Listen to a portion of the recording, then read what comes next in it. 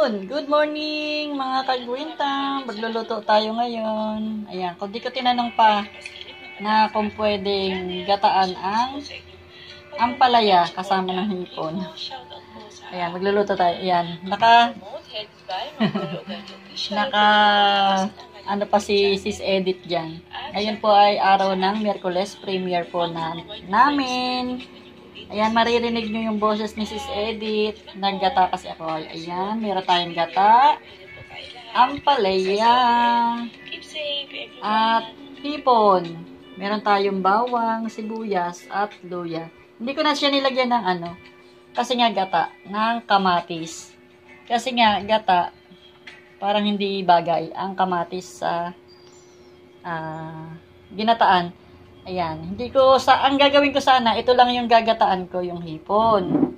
Ngayon, meron tayong ampalaya, lalagyan ko sana ng itlog at kamatis. Ayan, start na tayo magluto habang naka-play si Sweng. Si Sweng, nagluluto din si Sweng. Ayan, mag-i-start na rin ako magluto. Ayan ang ating mga ingredients ngayong araw na to. Ayan, meron tayo dyan ice cream. Ayan. Luto na tayo. Mantika. Gisa-gisa. Konti lang kasi may gata tayo. Magmamantika pa yung ating daing gawin natin. Gata. Ano yung daing?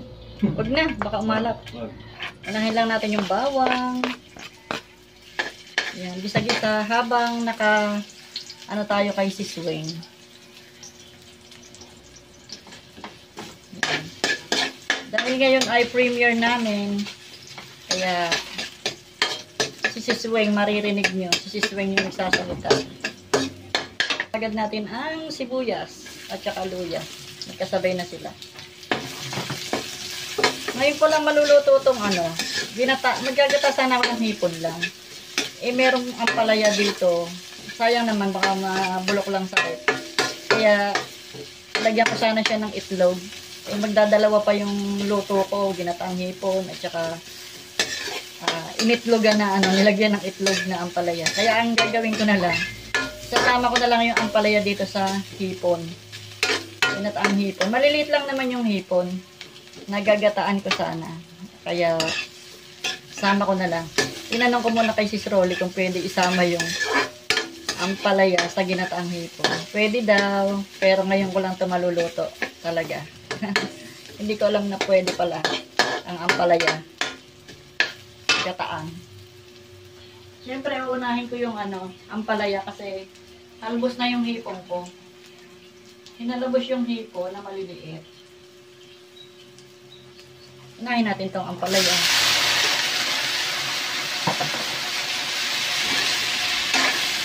Hindi ko muna siya haluin. Hayaan ko lang siyang malantap.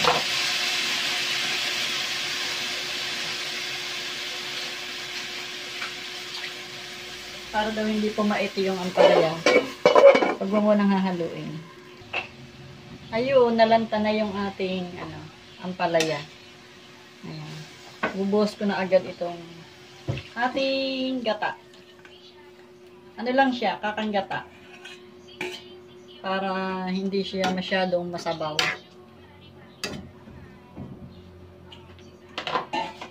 Patis, wala. Mamaya, papatisan. Pakukuluin lang natin yan. At iga-igahin natin ng konti. Ayan, lagyan ko na din siya ng paminta. Kumukulo na siya. Ayan, kumukulo-kulo na siya. Kumukulo-kulo na. Maya-maya ko lalagay yung hipon. Lagyan ko lang ng konting patis kasi baka maalat yun. Lagyan ko lang ng konting patis. Kasi may alat na yung ating hipon. Baka mapaalat.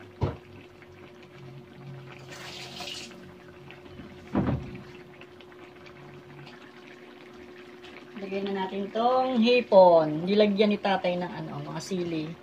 Nakikita nyo na yan, may sili yan. Lagyan na natin yung madaming hipon. Mas madami pa sa gulay yung hipon.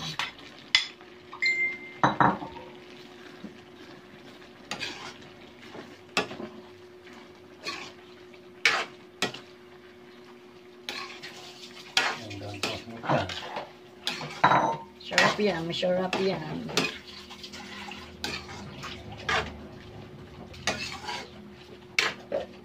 Yan, igahin pa natin ng konti.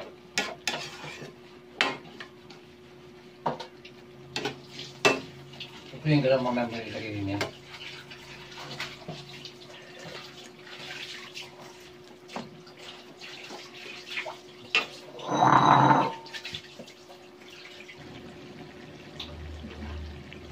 Yan, malapit na maluto yung ating ginataang hipon na may ampalaya.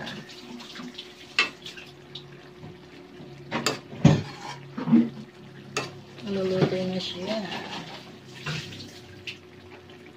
Parang masarap. Mayroon siyang konting pait, na konting alat, konting anghang. Yun.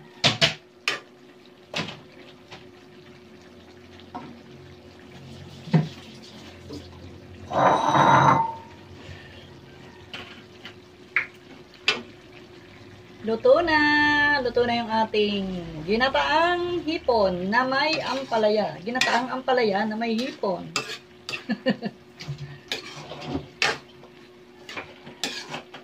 Kain na. Kainan na daw, sabi ni tatay. Gutom na si tatay. Alas 12. Si Momilo na ang ngayon. Si Momilo ang nasa na-ere sa premiere. Yan, luto na yung ating ginataan.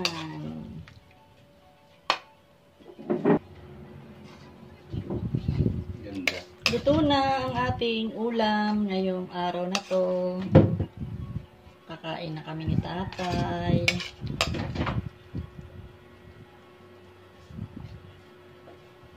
Ginataan. Yan, maiba-iba naman kasi halbos lang sana to.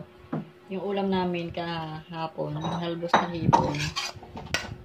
Nilagyan ko naman ngayon ng ampalaya kasi nga sayang yung ampalaya. Baka masira lang sa ref. Lambot na kasi siya.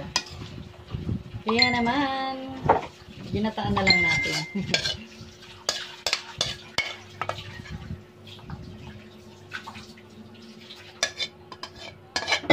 Nilagyan po siya ng konting sili para mayroong anghang. Ayun! Kainan na! Ayan, ang finished product ng ating ulam ngayon. Ginataang hipon na may ampalaya. Sarap. Sarap pala yan, Sis Rolly. Yan, Sis Dons, kainan na tayo. Ito na yung kanin ko. Yun, kain na kami ni tatay. Bye! See you on my next vlog. Kainan na po. Alas 12 na. Lampas na pala ng alas 12. Ayan, thanks for watching. God bless. Bye!